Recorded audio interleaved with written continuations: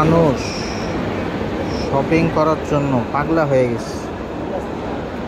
একটু আগে দেখলাম আরো বেশি মানুষ ছিল, সব উঠে গেছে।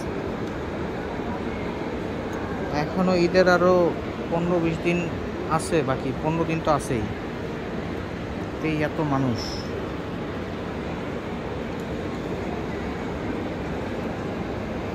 একটা বাইক ছিল নিচে, ওটা কি বাইক? পালসার।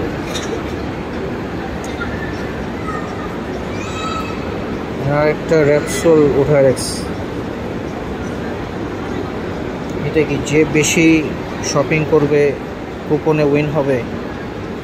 আজ পর্যন্ত কাউরে এইসব বাইক আমি পাইতে দেখি নাই। এগুলা লোভনীয় অফার, মানুষ যাতে শপিং করে, পরবর্তীতে পায় কে? নিজেদের লোক কিনবে।